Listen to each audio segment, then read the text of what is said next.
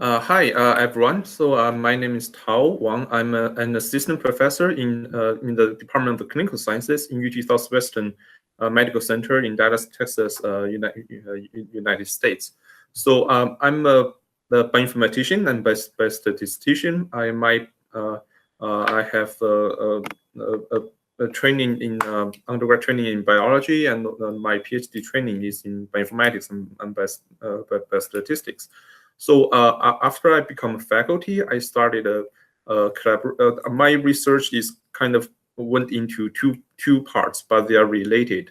In one part, I started a collaboration with Dr. Bruce Butler, and he is the Nobel Prize laureate for his work in innate immunity. He discovered the toll-like receptors, and he started when he moved to UT Southwestern. He started a very big screen called Mutagenetix that they randomly mutagenize all the mice with DNU, and that and generate pedigrees of mice. And after that, and then they run all these mice through all kinds of screens. Most of them are related to immunity, and the goal is to find what are the genes that are responsible for each type for each type of phenotype that they are looking for.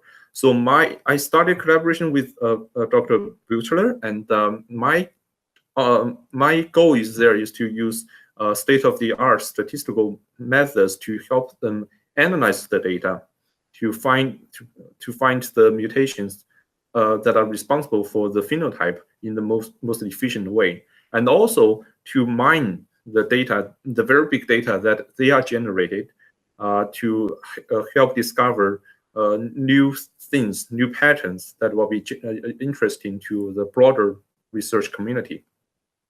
And the other part of my research is more related to cancer genomics. I have, for the past few years, have been mostly working on kidney cancer, and recently I also expanded to other cancer types as well. And specifically, my interest in cancer genomics is also related to immunity. My goal is to use bioinformatics and biostatistical modeling approaches to look at the immune response in the tumor from the molecular level, from the cellular level, at the organ level, and try to best characterize tumor immunity, and also help clinicians maybe best decide how to prioritize the patient's treatments, in particular related to immunotherapies.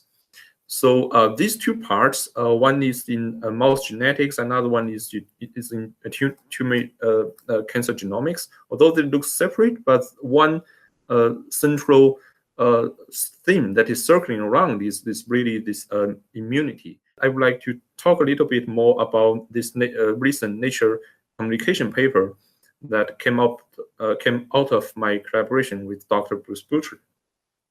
So in this research, we are specific, as I said, we are generating a lot of pedigrees of mice. Each pedigree has like 40, 50 mice, and we are running them through dozens of phenotype. And that's where we involved the IMPC data. The IMPC data, when we download the data from IMPC, there are like 3,000 genes that were knocked out in the mice, and the IMPC very nicely documented what is the phenotype of the knockout, whether the mice died. If the homozygous mouse died, then that gene is deemed as an essential gene. If not, then it's a viable gene.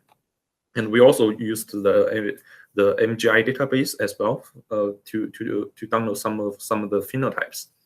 And then our underlying rationale is that if we only look at the essential genes that are documented by MPC and also MGI, a mutation, if it has truly damaged that genes in our phenotypic screen, then we should see 0 homozygous mice generated in actually the 3rd generation of our pedigrees.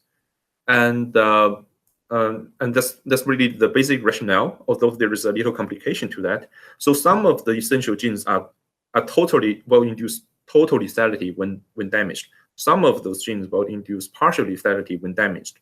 And so there's a little bit of complication to that, and we use some statistical method to adjust for that.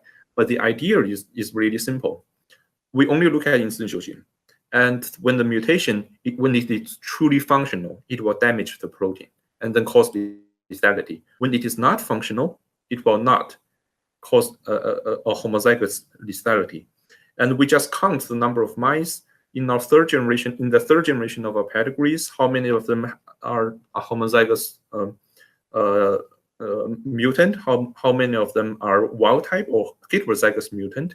And then we, by correlating that number that I just talked about in the third generation with with the parameter of the probability of the damaging factor of the mutations. So we have an equation. On one side is the true numbers. On the other side are the parameters, the damage probability that we want to estimate.